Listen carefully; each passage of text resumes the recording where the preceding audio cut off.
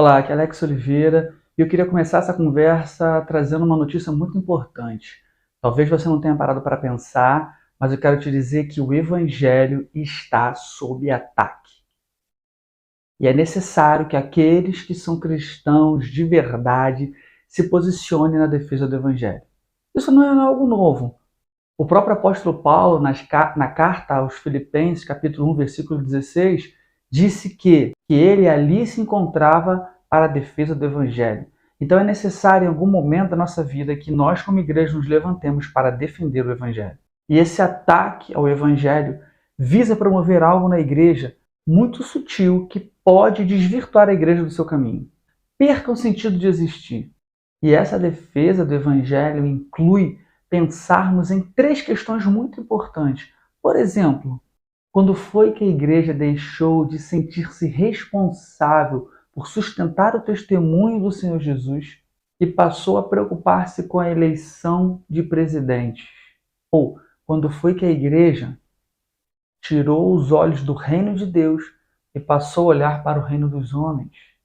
Talvez a resposta para essas perguntas sejam: isso tudo aconteceu quando a igreja deixou de crescer e passou a inchar.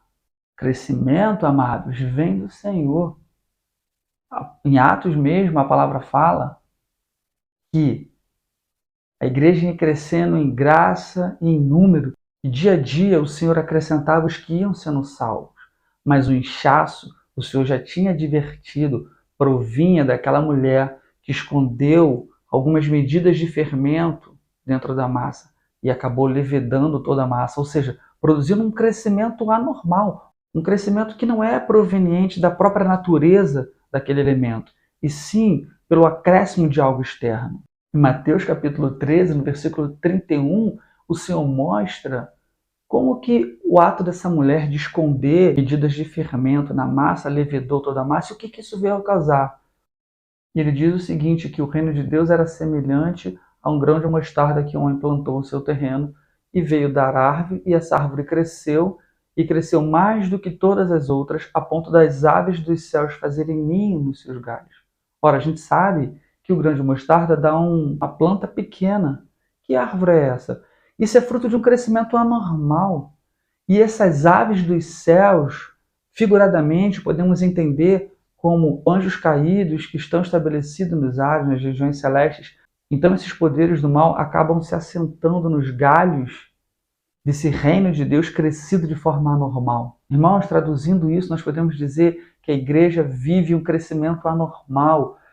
Doutrinas falsas, ensinamentos falsos foram plantados dentro da igreja e fez com que ela inchasse e não crescesse.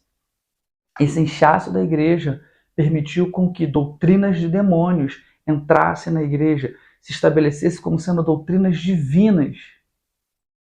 O próprio apóstolo Paulo já tinha orientado a Timóteo, dizendo que o Espírito afirmava expressamente que nos últimos dias os homens apostatariam da fé por obedecer a doutrina de demônios. Isso tudo, irmãos, dentro da igreja. Então, irmãos, por isso que é necessário defendermos o Evangelho. E eu venho destacar aqui uma questão especial, que eu considero um fermento que está entrando dentro da igreja. É a questão política. É o reino dos homens.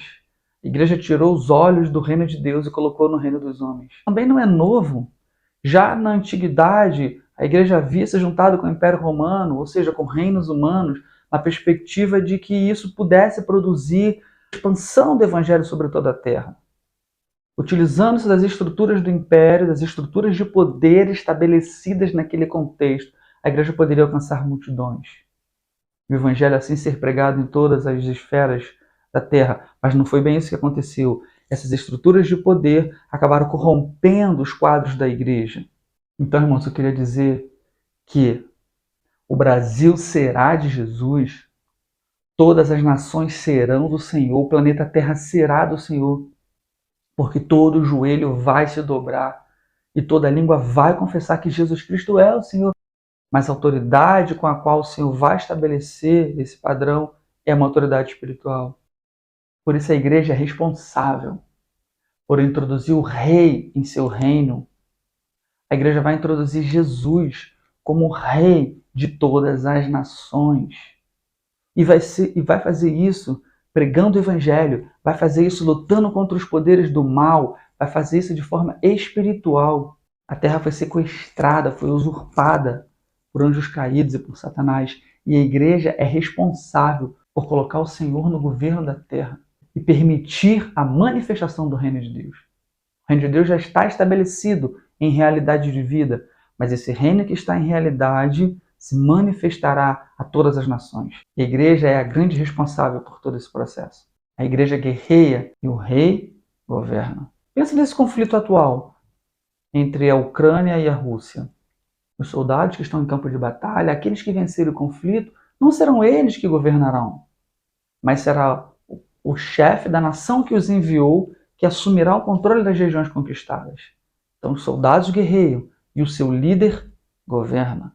É exatamente o momento que estamos vivendo. A igreja deve guerrear espiritualmente, combatendo principados e potestades, introduzindo Jesus como rei das nações, e o Senhor reinará, beneficiando todo o planeta, beneficiando toda a terra. Por isso Paulo é enfático em dizer em Efésios capítulo 6, a nossa guerra, a nossa luta enquanto igreja não é contra carne nem sangue, não é contra homem algum, qualquer que seja ele, mas é contra principados e potestades.